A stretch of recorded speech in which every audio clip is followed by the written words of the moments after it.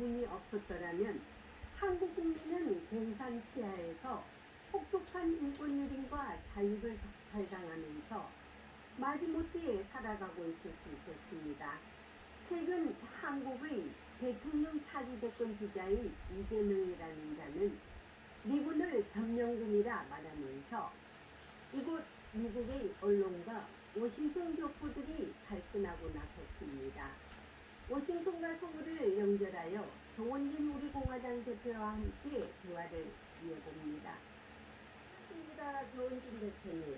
네, 반갑습니다. 네, 여름이 아주 덥죠? 여기도 뭐 장마가 와서 남부지방은 비가 많이 오는 그런 상황입니다. 여기는 독립기념일이라 연휴고 아주 그냥 불꽃놀이 하느라고 정신없고 워싱턴에 한 몇 밀리언이 모였습니다. 1사 독립기념일이죠, 그죠? 네. 우리 공화당이 작년 7월 4일 날 전당대회를 해서 네. 새로운 지도부가 구성이 되고 네. 한 지가 1년이 지났어요. 1년 동안 많은 변화를 추구를 했고 네. 또 조직 시스템화가 이제 어느 정도 갖춰지고 또 나름대로의 중앙당 기본적인 사무처 여러 가지 사항들도 좀 정리가 되고 있습니다. 네. 뭐 그때 슬로건이 국민의 바닷속으로 가자 이렇게 했는데 그런 부분에 있어서는 조금 부족한 점이 있지 않았느냐 네. 그런 여러 가지 지금 점검들도 하고 또 평가를 하고 있습니다. 네. 한국에 요즘 수많은 일들이 많더군요. 뭐 대통령 되겠다는 인간들이 엉뚱소리하고 미국은 뭐 점령군이라 하고 뭐 아주 이재명이가 정신이 나간 거죠. 그 때문에 뭐 저는 그 실질적인 그 사람의 속내가 머릿속부터 빨간 사람이다 이런 그 얘기를 할 수가 있고요. 메가드 장군이 사령관이 한국을 점령군 그때 이제 진주해서 일본을 침략자로 규정을 했고 또 거기에 따른 이 일본 침략자에 대한 점령을 한 거고 또 그 이후에 이제 이 한미 동맹 관계를 방위조약을 하면서 실질적인 한국 발전에 많은 기여를 했지 않습니까? 제가 그렇게 했죠. 소련도 북한 주민을 속이기 위해서 정말 신속하게 김일성 정권을 수립을 하고 또 그들은 해방군이라고 얘기했단 말이에요. 그러면은 이재명의 인식으로 보면은 미국이 점령군이라고 하면 소련은 해방군인가 우리 민족의 해방군이 소련인가 하는 것은 대한민국 자유민주 체제에서 정신 나간 얘기죠. 솔직히 저는 이재명이가 그 솔직히 얘기하면은 그냥 김일성이 민족의 영웅이다 이렇게 얘기하는 것이 솔직한 심정 아닌가. 그 사람 속내에는 과거에 낡은 그 이분법적 그런 그 운동권적 논리가 상당히 대가 있고 그 당시에 80년대를 휩쓸었던 그 해방 전후사의 인식이라든지 이런 등등의 책들에 메모되어 있는 모습을 보면서 과연 저 사람이 대한민국의 지금 대통령 후보 1, 2를 가지고 있다는 그 자체가 저는 솔직히 부끄럽죠. 그리고 미국과 등을 쥐고 있는 지금 문재인 정권은 실질적인 한미동맹 여러 가지 상황들을 침탈했고 자유민주 체제를 사실은 무너뜨리려고 상당히 했지 않습니까? 네. 이재명이 만약에 대통령 되면은 저는 뭐 국가보안법 폐지뿐만 아니라 네. 한미동맹 해체하자, 미군 철수하고 전자권 해소하고 뭐 이런 수순을 당당하게 그가 밟을 거다. 그리고 이재명이 그런 상황을 모르고 실언을 한 게 아니고 그 사람이 항상 가지고 있었던 자기 내색을 본성을 드러낸 거다 이렇게 보는 거죠. 이게 그쪽 그쪽 어째 좌파들 쪽은 말만 하면은 어째 그 김씨 왕조들이 하는 그 3대 스스 김씨 왕조가 하는 그런 말을 하거든요. 그래서 오늘 제가 그 국회 국방위원장을 만났습니다. 그래서 예 저기 뭐야 한국의 다음에 대통령 될 사람이 이런 말을 하더라니까 박탕대소라는 있으면서 아직 점령군의 맛을 못 봤는가 보는가 보자고. 6.25 때 북한을 완전히 점령했으면 지금까지 한국이 이렇게 살겠느냐. 우리 점령군이 아니다. 평화 유지군이다. 그런데 이런 말을 하는 자가 한국의 대통령을 하겠다는 것이 너무 서글프대요. 한마디로. 그러면서 아주 그냥 씁쓸한 말을 하더라고요. 이거로 봐서는 뭐 사실은 동맹국으로서 미국이 보는 한국에 대한 배신감이 많겠죠. 예. 실질적으로 이 사회주의 소위 말하는 문재인이나 이재명이나 대한민국 자유민주주의 체제 수호자들이 아닙니다. 네. 그들은 자유민주주의 체제를 수호하고 그걸 더 발전하겠다 이런 것이 아니고 기본적인 한반도를 사회주의 연방제로 가겠다는 생각이 가득 들어있는 사람들이고 그러한 것을 4년간 꾸준히 문재인 정권 했고요. 그걸 이제 미국도 초창기에 속았지 않습니까? 제가 2년 전, 3년 전 갔을 때 몇 번의 경고를 했고 문재인 정권은 우리가 일반적으로 보는 좌우의 혹은 진보, 보수 진보의 정권 교체가 아니다. 이 사람들은 철저한 반미주의자들이고 또 철저한 친국주의자들이고 철저한 친중주의자들이다. 그래서 미국이 경계를 많이 하고 그들의 일거수일투족에 속으면 안 된다. 저는 뭐 솔직히 이런 생각을 갖고 있고요. 지금 그 미국의 이 정책이나 또 반미에 앞장서 있는 사람들의 대부분의 또 자식들은 미국 유학을 보내요. 그래서 이제 미국 정부도 그런 부분에 대해서 정확한 검토가 필요하다. 왜냐면 안에서는 한국 내에서는 반미를 부르줬고 친중 불종하는 친북 불종하는 모습을 보이면서 외부적으로 자기 개인적으로는 대부분 다 미국을 비롯한 서방 국가에다가 유학을 보내는 뭐 그런 입장들의 이중성을 나타내고 있는데 미국도 이제 더 이상 이 문재인 정권이나 이 더불어민주당의 그러한 그 사상 또 반미 친국 경향에 대해서 또 친중 경향에 대해서 정확하게 이제 꿰뚫고 보고 대비를 해야 된다 이렇게 말씀을 드리고 싶네요. 근데 이제 이번에 문재인이가 또 망가질 정도로 김정은이가 아주 정직한 사람이고 국제적 감각이 많다 하는 것에 대해서 이 언론들이 엄청 지금 논란이 심하게 벌어지고 있어요. 어저께 HR와 와치, 휴먼라이트 와치 거기서는 어떤 말이 기사가 있느냐면요. 이렇게 나왔습니다. 논란의 여지가 있는 김정은 정직평가하는 문재인 대통령은 북한 인식 왜곡이라고 나왔네요. 인식 왜곡이 아니고 인식 왜곡이 아니고 원래 그 사람은 그렇게 생각하고 있는 거예요. There's a controversial Kim Jong-un honest appraisal, President Moon's perception of North Korea is distorted.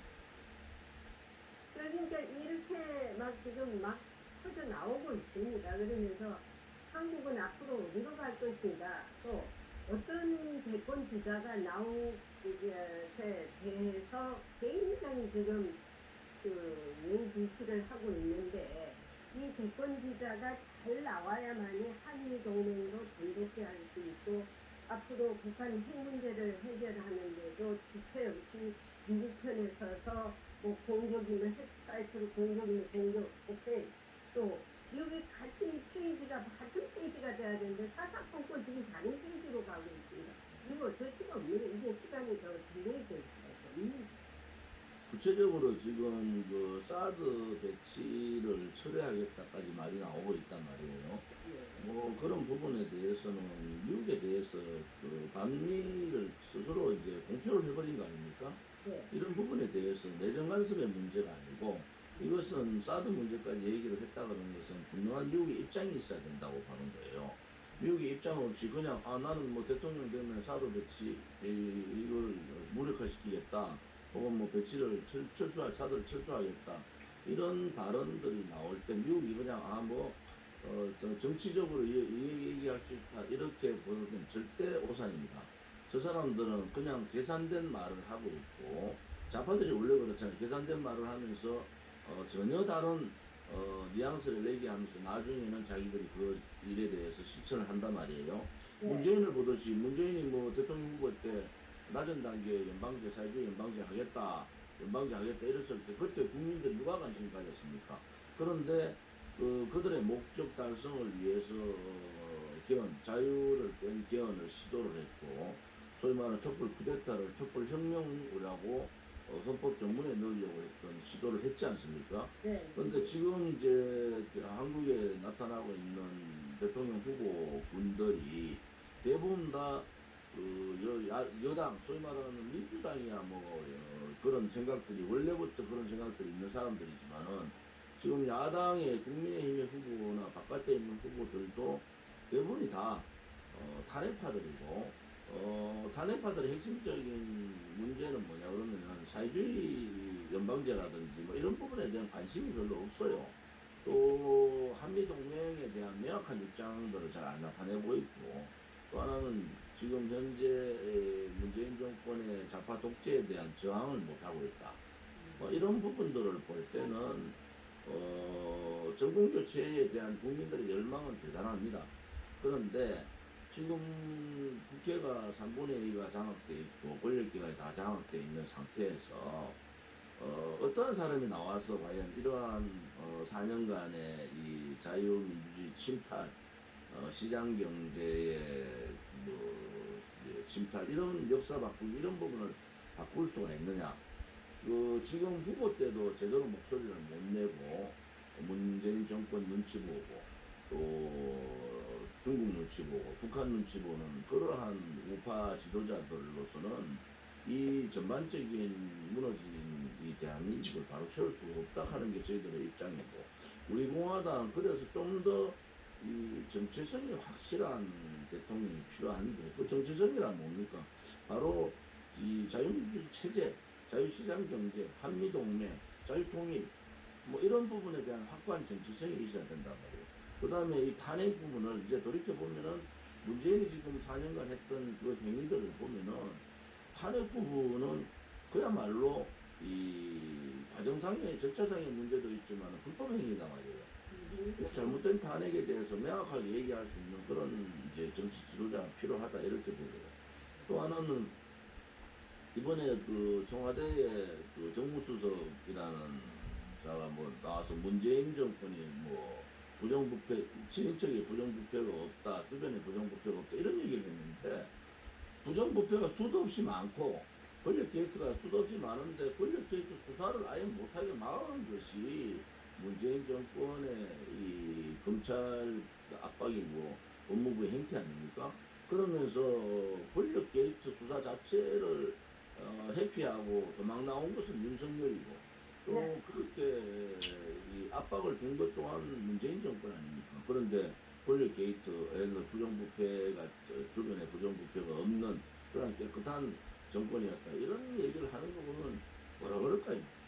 박장대소 하나 참 웃을 수밖에 밖에 없는 석소라고 그러죠. 석소. 네. 웃을 수밖에 없는 참 그러한 상황이다 이렇게 얘기합니다. 근데 그 문재인이가 참 문재인 남자인데요.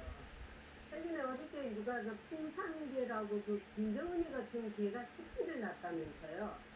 그래가지고 그 새끼 그 개들이 또 무슨 감옥 같은 철단이 있는 개들 안에서 문재인이가 그 새끼한테 젖을 먹이고 있는 걸 보면서 정신 나간 놈이라고 나는 생각해요. 왜냐면은 지금 우리나라 국민들이 얼마나 수모를 당하고 있습니까? 대통령이 욕먹는다는 것은 곧 국민한테 욕하는 거거든요. 아니 집안에서 아버지가 부모가 밖에 나가지고 요거도 먹으면 그 자식들은 어떻게 고기를 들고 다닙니까? 이 병신 같은 게 그런 걸 몰라요. 저도 집에서 응. 강아지를 키우고 있는데요. 마리테즈가 2마리 있었는데 네. 12년, 엄마는 12년, 또 이제 새끼 암컷 새끼 딸은 10년 됐는데 10년 된 애가 워낙 몸이 안 좋아서 태어날 때부터 얼마 전에 죽었어요. 네. 그래서 제가 이제 강아지 다른 좀 튼튼한 종류가 다른 강아지를 이제 발발이라 그러죠. 그렇게 네. 그런 종류 새끼 한 마리 2달 된 새끼를 그저께 집에 이제 가져왔어요. 네. 우리 이제 집에 이제 데려와서 보면은 뭐 아무튼 강아지 반려견을 키우는 사람들은 뭐 그렇게 철창에 들어가서 그것을 맞습니다. 준다 이런 게 이해가 안 가는 거예요. 저희 왜냐면 남자가 만약에 그게 귀가 좀 약하다 이러면은 따로 이렇게 좀 보호를 하고 애미젖을 먹이든지 그 약하면 잠깐 데려 나와서 이렇게 하는데 그 뭐 쇼를 해도 쇼답게 해야 되는데 철창 안에서 쇼하니까 누가 또 뭐 국민의힘 누구 한 사람이 있어 전용인가 뭐 박근혜 대통령도 그렇게 욕 잘하던 전용이가 철창에서 모습이 잘 어울린다 뭐 이렇게 얘기를 해서 또 난리가 났는데 아니야, 저도 그거를 마치 기자실에서 이렇게 보면서 보여줬지만 기자들이 뭐냐, 시즌 제일 문재인이 지금 제일 안에 있느냐고 묻더라고요. 그래서 해리슨 제일 갈 거다. 근데 이 사람들이 도대체 이 컨셉을 이해를 못해요. 왜 돼지반에까지 들어가서 그걸 먹여야 되느냐. 도저히 이해가 안 간다. 그게 이 사람은 망상증이 있어요. 자기가 김정은이가 그렇게 미워하고 욕을 해도 나는 너를 사랑한다. 이게 말이 돼요? 국민들을 사랑해야지. 빨리 이 사람 대표가지고 빨리 보내야 돼요, 저기. 지금 9.19 군사합의 전 9월 18일 날 네. 뭐 남측 대통령이라고 농라도 체육 운동장에서 얘기했잖아요. 네. 그 안에 모든 게 함축되는 거예요. 네. 북한은 우리의 주적이고 우리 민족의 소위 말하는 반역자들 아닙니까? 근데 북한의 이 6.25 남침에 의해서 얼마나 많은 사람들이 돌아가셨어요. 네. 그런데도 그 가가지고 위대한 뭐 DNA 뭐 얘기를 하고 그래서 제가 볼 때는 저 사람들의 사고는 뭐 문재인이나 이재명이나 뭐 그 사고의 끝은 결국은 빨갛다 이렇게 보는 거고요. 이재명 저는 이제 걱정스러운 게 문재인보다 더한 이 친북 친중 반미주의자가 다음 정권을 잡으면 대한민국은 정말 수렁으로 빠질 수밖에 없다. 또 하나의 걱정은 우파 중에서 과연 지금의 문재인 정권이나 다음 지금 소위 말하는 좌파들의 사회주의 경향, 저는 이제 토착 사회주의라고 얘기하는데 그런 사회주의자들에 대한 정확한 인식을 가지고 있느냐. 그냥 지금을 국민의힘의 이제 국회의원들이나 소위 말하는 바깥에 생각을 하는 사람들 지금의 인식을 그냥 하나의 좌파 집권이다 이렇게 보는 건지 진보 정당인 혹은 그들도 뭐 진보란 표현을 쓸 자격도 없지만은 그런 인식을 갖고 있는 건지 그렇지 않으면 이건 이제 자유민주주의 체제 대 사회주의 이 체제의 싸움이다 이렇게 보는 거지.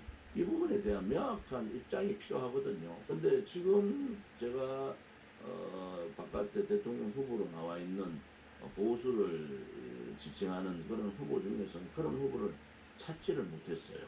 그것이 저희들의 대단한 고민이다. 문재인보다 더 나쁜 놈이 나와서 다음 정권을 잡을 수 있는데 자 그러면은 정권 교체는 해야 되는데 실질적으로 권력이 장악돼 있는 또 국회가 장악된 이 상황에서 어떤 사람이 도대체 할 수 있을까?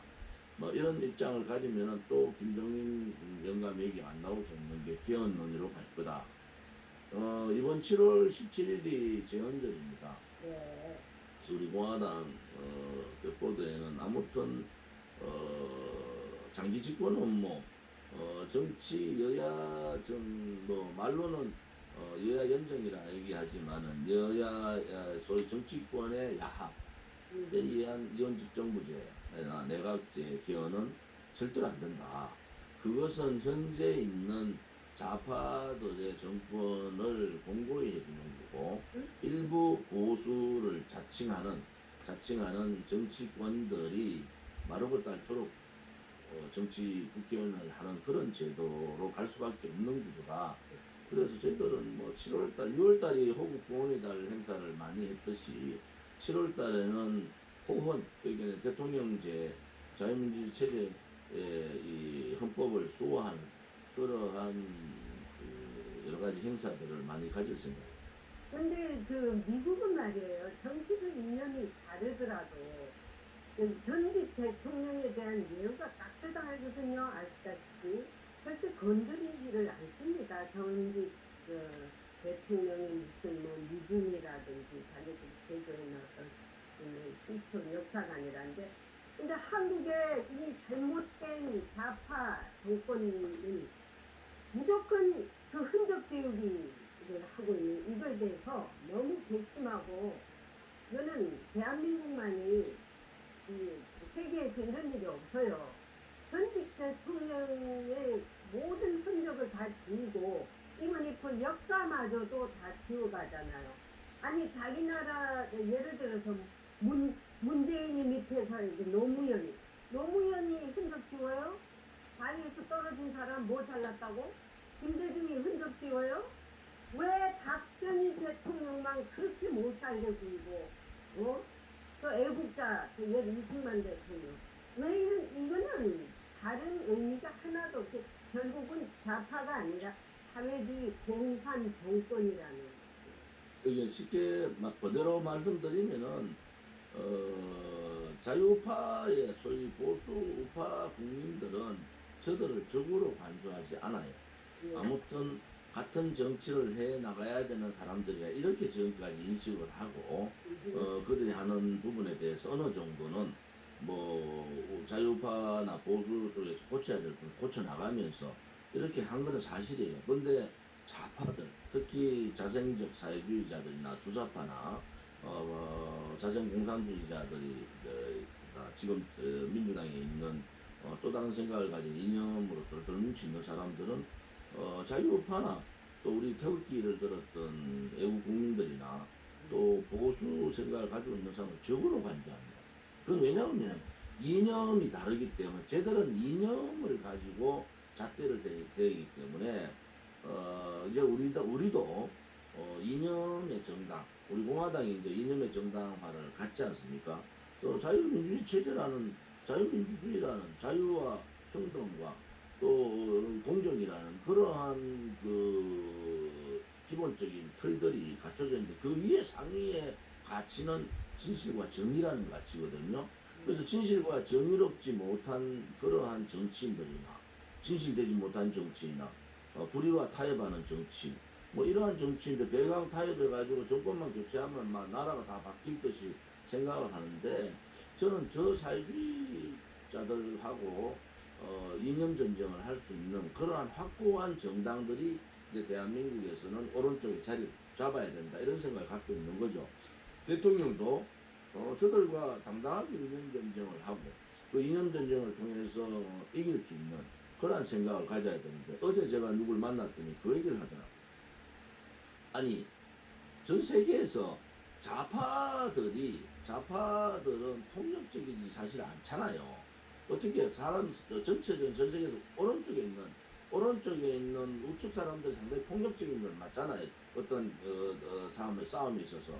근데 이쪽 대한민국은 좌파들이 권력도 장악하고 이념도 장악하고 그 소위 말하는 그 행동하는 폭력도 좌파들이 한다는 거예요. 민주노총이 지난 며칠 전에 그렇게 우리 보고는 집회 못하게 경찰들이 말이지 우리 집회인원의 한 10배 정도 경찰들이 하더만 민주노총한테 질질 끌려다니는 모습을 보면서 아니 대한민국 그분 얘기해요. 대한민국이 가는 방향이 좀 너무나 온순하다 오른쪽 사람들은 그런 얘기를 하시더라. 그렇다고 해서 우리 공화당은 아무도 비폭력 투쟁을 하고 있는 것이 확실하고 또 그분도 얼마나 답답했으면 그런 얘기를 하셨겠어요.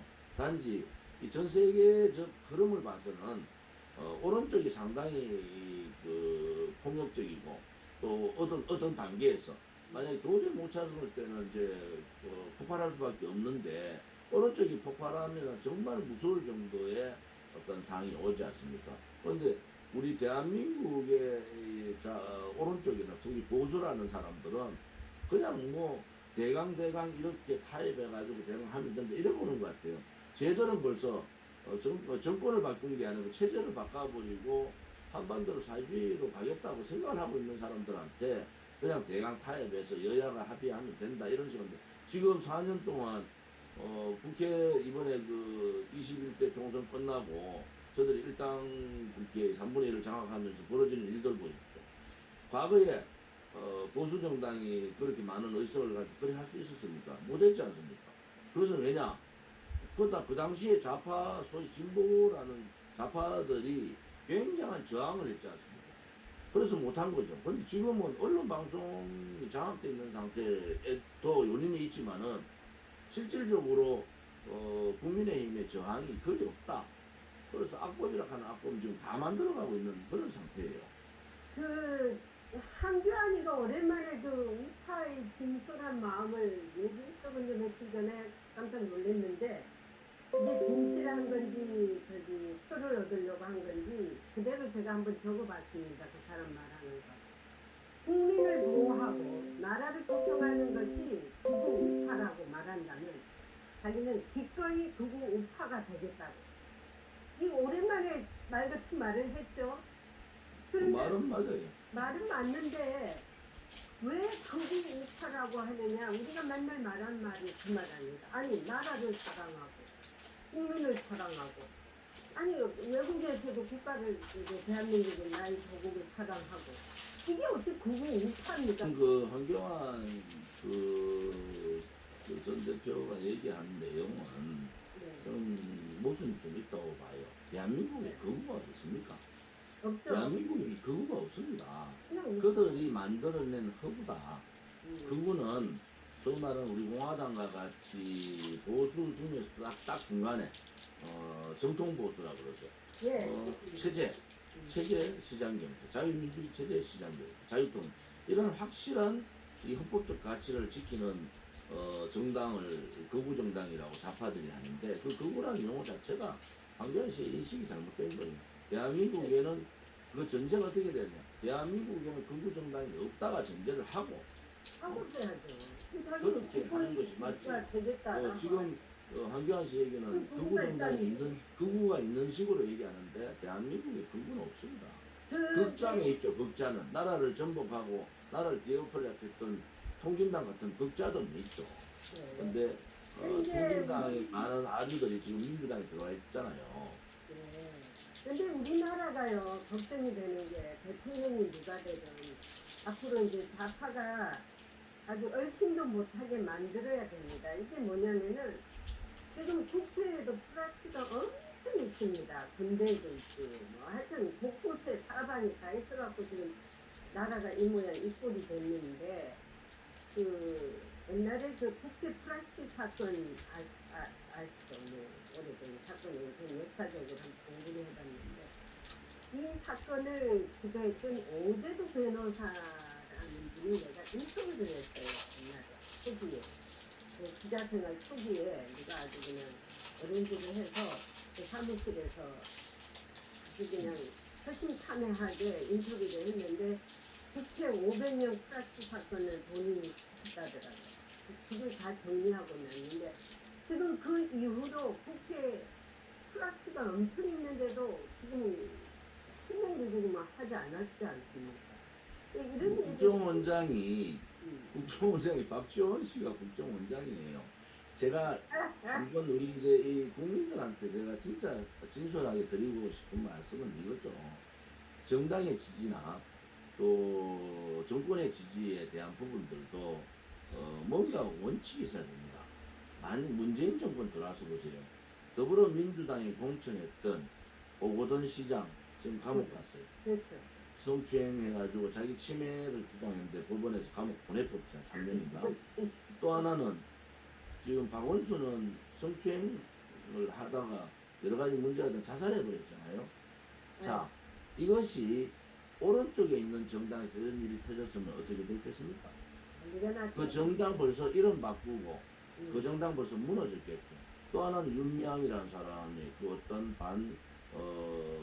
반편일적인 행위잖아요. 또 김의겸의 그 부동산 또 지금 그 민주당에 나오고 있는 부동산 투자, 부정부패 뭐 등등 수도 없이 말할 수 있는 이재명이의 그런 뭐 김부선 스캔들, 뭐 형수에 대한 그런 저도 뭐 그런 듣어보지도 못한 욕을 저는 녹음을 통해 들으면서 주변에 사람 있는가 싶어서 제가 그거 하면서 들어봤어요. 근데 제가 말씀드리는 것은 이제 국민들도 판단의 중심을 잡아야 된다. 이 민주당 정권은 이러한 여러 가지 상황을 봐서 패륜 정권이잖아요. 부패 정권이고. 그러면 대한민국의 국민이 살아있다면은 패륜, 부패, 또 문재인이 지금 저질렀던 대한민국적 어떤 행위들 이런 부분에 대해서는 국민들이 이제는 정확한 판단을 하고 그에 따른 입장을 밝혀야 됩니다. 왜냐하면 이런 전반적인 것이 실질적인 그 가치인데 대한민국의 가치가 뭡니까? 진짜 이 악이 선을 이길 수 없다는 기본적인 가치가 대한민국의 홍익인간의 가치에 들어와 있는데 아무튼 그것을 그냥 이게 정당이 변화하고 또 그들이 쇼를 한다 하더라도 기본적인 한 정권의 수도 서울의 시장이 제2의 도시 부산의 시장이 성추행범 한 사람 감옥 가면서 자살했다. 또 민주당이 더 많은 얼마나 많은 사람들이 지금 부동산 투자라든지 또 여러 가지 반패륜적 행위로 문제가 된 사람이 얼마나 많습니까? 그런데 거기에 대한 국민의 분명한 심판이 있어야 됩니다. 만약에요 오른쪽도 그렇게 잘못했으면 심판을 받는 게 맞죠. 그런데 이것이 지금도 민주당의 지지가 30%를 넘어가고 문재인의 지지가 35%를 넘어가는 이 상황은 뭐 사실은 저는 대한민국의 실질적인 이 정의로움이라는 부분이 무너진 것이 아닌가. 그러니까 저희들이 우리 공화당이 창당을 한 근본적인 계기가 박근혜 대통령에 대한 불법 탄핵 무효라는 원천적인 부분도 있지만요. 2017년 3월 10일 날 5분이 돌아가셨는데 모든 언론들이 그것을 묻어버리는 것을 보면서 이 사회는 진실 정의가 사라진 사회가 됐구나. 그럼 그 진실 정의가 사라진 사회는 누가 권력을 잡아있겠습니까? 그것은 불의의 세력하고 거짓의 세력이 권력을 잡아도 다 그들 마음대로 할 수 있는 나라가 되어버렸다.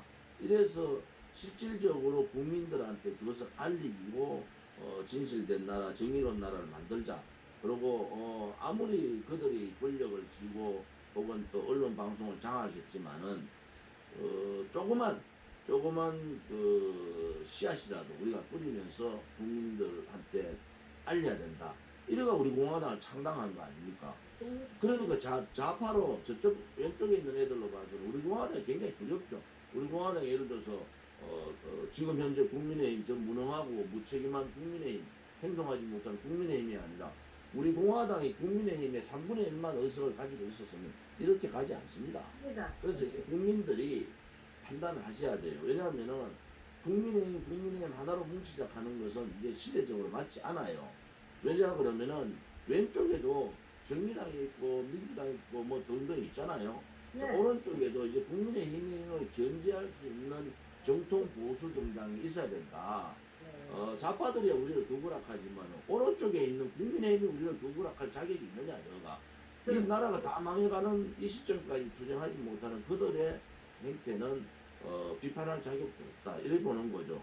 오히려 지금 뭐 국민의힘에 있는 몇몇 철딱선이 없다고 그랬죠. 철딱선이 없는 정치인들이 우리 공화당을 오히려 극우라 그래요. 아니 우리 공화당이 무슨 폭력을 그럽니까? 무슨 사보타지를 합니까? 민주노총 같이 다 깨고 그냥 나가가지고 경찰하고 싸우게 합니까? 이게 또 그렇지 맞거리인데. 어쨌든 또 그러니까 이게 지금 우리나라의 아주 비극입니다. 이 한국에 내가 요즘에는 한국에서 왔다는 그 자체가 너무 부끄럽고 그래서 한국에 어디서 왔냐 그러면 아주 침묵을 하고 있는데 근데 당당하게 한국에서 왔다고 하세요. 그렇게 제가 볼 때는 이 암흑의 시대에 이 소위 말하는 반동의 시대는 시대의 반동적 행위를 하고 있는 문재인 정권 좌파 오래 못 갑니다.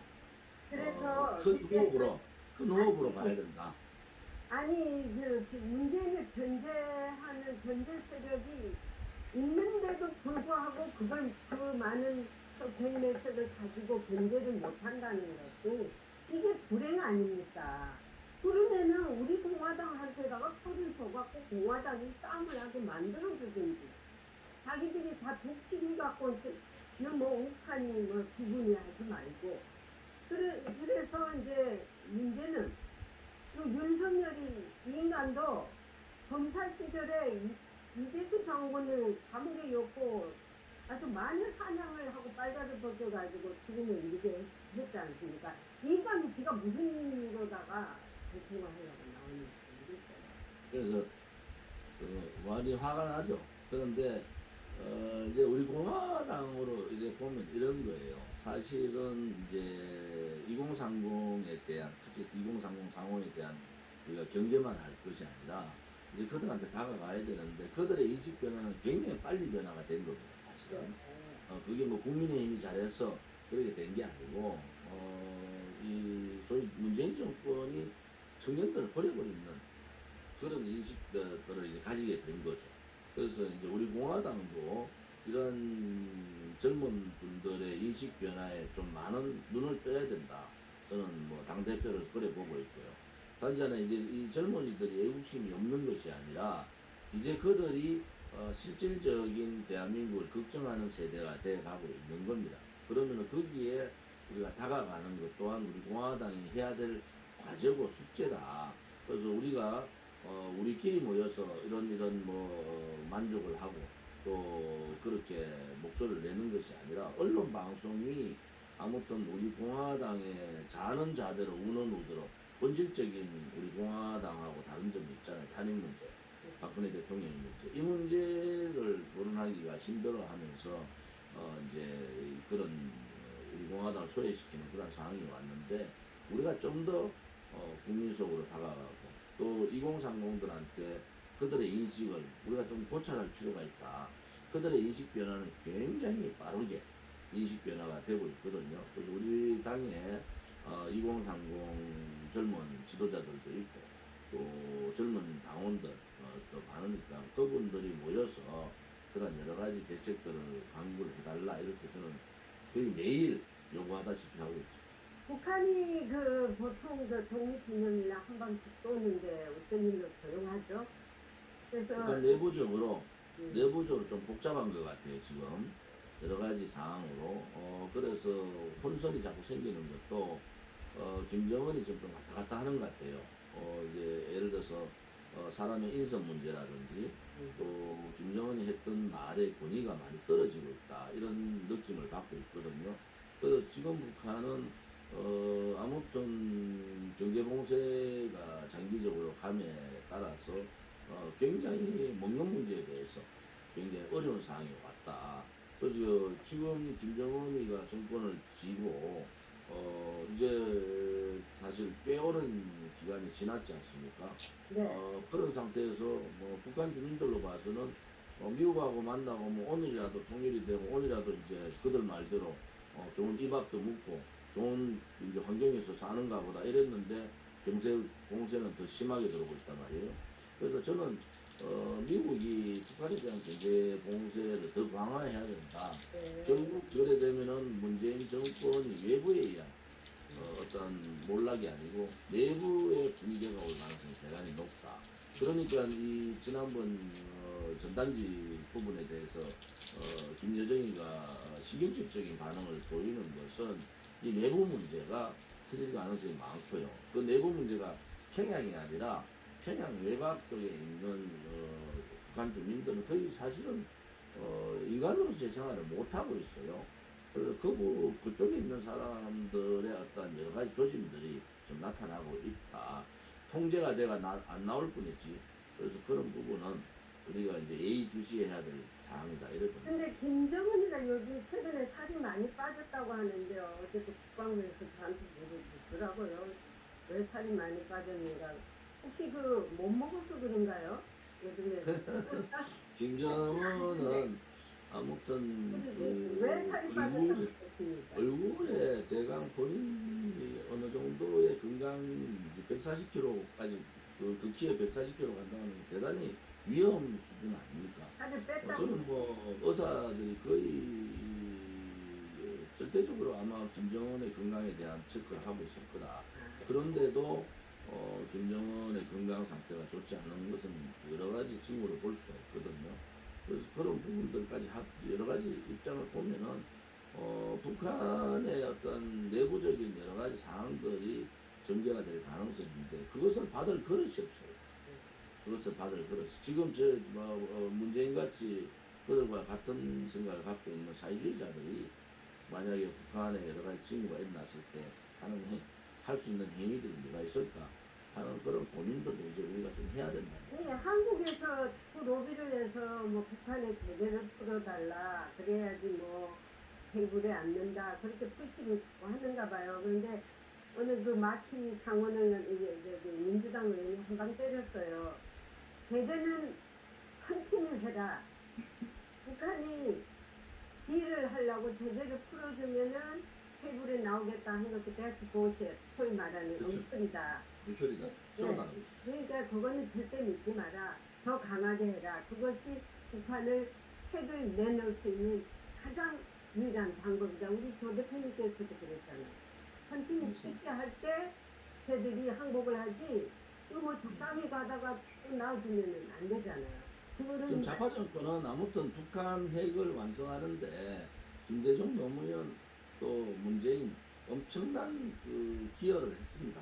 이제 네. 우리가 미국이나 이제 자유우파 국민들이 느껴야 되는 것은 아무튼 지금 미국의 경제 봉쇄뿐만 아니라 그 북한 김정은 체제를 고립화시키는 이거 말고는 북한 핵을 폐기시킬 수 있는 방법은 없습니다. 그래서 우리가 그 인식을 확실히 가지고 그냥 적당하게 북한하고 타협해서 한다 이런 방식은 안 되고요. 탑다운 방식을 잘못하면은 지난번 같이 대한민국 국내 정치에 이용될 가능성이 대단히 높습니다. 그래가지고 또 쇼쇼쇼를 해서 또 어떻게 그러니까 지금 쟤들이 대통령 선거가 이제 8개월, 9개월 남아 있는 상황에서 쟤들이 할 수 있는 것은 쇼를 또 해야 된단 말이에요. 남북 쇼를 해야 되고 또 중국 쇼를 해야 되고 그러니까 시진핑 방안에 대해서 목을 메고 있고 또 김정은하고 어째 테이블에 좀 앉아보려고 그러한 욕설에도 그러한 무시에도 액을 복권하고 있는 것은 국내 정치의 재미를 받지 않습니까? 국내 정치의 재미를 봤으니까 지방선거 또 국회의원 선거 또 국내 정치 중국 폐렴 재미도 봤죠. 네. 그래서 지금 K방역이 허구다. 치료제 얘기한 것은 대단히 잘못된 인식이다. 그 또한 치료제도 실체가 잘 되지 않는 실질적인 치료제의 외국에 비해서 우수한 치료제가 지금 개발되어 있느냐 그렇지도 않잖아요. 그런데 그것을 다 국민들한테 거짓으로 해가지고 K방역 뭐 세계에서 제일 잘하는 K방역이라 해가지고 다른 나라 사람들이 뭐라 하겠습니까? 우리가 일본 보고 뭐 굉장히 뭐 어떻게 이제 지금 서울이 일본 도쿄보다 확진자가 더 많아요.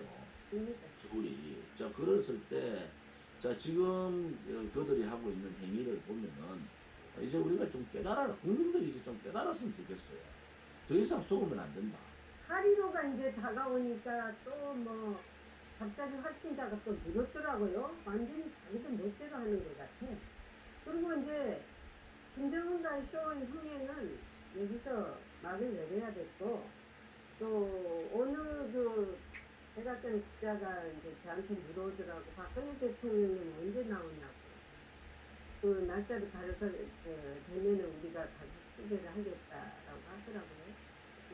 지금 저희들은 아무튼 8월 15일 날 대통령께서 국민의 품으로 돌아오시기를 간절히 소원하고 또 거기에 대한 여러 가지 준비도 그제 최고위원회 사정 최고위원회에서도 그분에 대해서 많은 얘기를 좀 나눴어요. 또 하나는 이제 박근혜 대통령이 이제 추징금을 35억을 받고 벌금을 180억 받아서 있을 수 없는 일이죠. 근데 추징금은 아무튼 거의 다 해결을 한 것 같아요. 그냥 추징금이 해결돼야지 이제 뭐 사면이 되든 뭘 하는데 문제는 벌금입니다. 지금 내곡동 사저에 대해서 8월 30일 날 공매 절차 공지가 났어요. 어제 우리가 다시 확인했는데 그 공지가 계속 떠 있고 공매 절차를 밟을 것 같단 말이에요. 문제는 8월 15일 날 사면대가 나오시면은 벌금은 해지되고 없어지는 겁니다. 그러면은 내곡동 사저는 그냥 박근혜 대통령 소유로 되는 건데 만약에 8월 15일 날 못 나오고 8월 30일 날 입찰을 해서 입찰 절차가 끝나버리면은 낙찰이 돼버리면은 그 내곡동 사저도 그냥 국가 소유, 낙찰자 소유로 가버리는 거거든요. 이게 지금 굉장히 시기적으로 중요한 시기라서 이 내용을 잘 모르는 분들이 많으시더라고요. 그래서 오늘 제가 공개적으로 말씀드리는 것은 아무튼 이 8월 15일 사면이 돼야지 공매 절차가 중단이 되고 지금 180억에 대한 벌금이 없어집니다. 그렇지 않고 8월 15일 날 사면이 안 되고 8월 30일 날 공매 절차를 밟아가 만약에 낙찰이 되면은 그것은 굉장히 어려운 상황이에요. 예를 들어서 박근혜 대통령께서 나오시더라도 귀가할 수 있는 곳이 없는 상황이 오지 않습니까?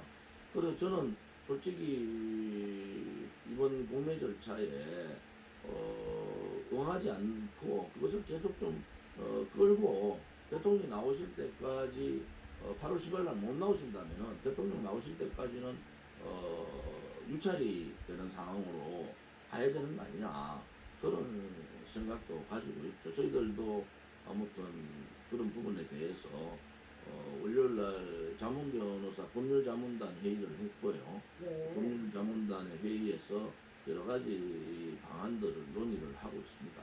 죄도 없는 사람인데 뭐 180억을 그냥 먹으려고 또 어떤 수단을 부를지도 모르겠네요. 그러니까 지금 이제 8월 15일 공매가 8월 30일 날 공지가 났는데 8월 15일 날 사면이 되시면은 뭐 8월 30일 날 공매 절차가 없어지는 거죠. 벌금 자체가 없어지니까 사면되면은 그러면은 이제 박근혜 대통령의 내곡동 사저는 대통령 소유로 그대로 유지가 되는 거고 만약에 8월 35일 날 사면이 안 되고 만약에 공매 절차에서 낙찰이 돼버리면은 박근혜 대통령의 내곡동 사저도 뺏기는 상황이 오거든요. 그래서 그런 부분에 대해서 우리가 이제 내용을 정확하게 좀 알고 그렇게 대처를 좀 했으면 좋겠어요. 네, 알겠습니다. 네, 오늘 여기까지 하고요. 다음에 이 문재인 정권이 있는 한은 우리 온 대한민국의 국민들이 스트레스에 빠져가지고 있다는 것도 아시고 여기 교포사에도 다 스트레스에 빠져가 있어요. 언제부터 아니냐. 근데 우리 조은진 대표님 수고하시고 많이 요즘에 다니시더라고요. 그래서 얼굴은 참 좋습니다. 보기 좋고요. 새까맣죠. 노래를 많이 하셔서 그런지. 노래 연설하면은 목이 안 쉬는데 네. 노래하면 목이 쉬어요. 네. 그게 닿더라고요. 또 하나는 이제 제가 월간조선하고 인터뷰를 장시간 했습니다. 네. 월간조선 인터뷰에 제가 할 수 있는 얘기를 다 많이 해놨는데 아무튼 그거 한번 참고를 한번 보십시오. 네. 네, 감사합니다. 오늘 또 건강하시고요. 또 네, 고맙습니다. 네.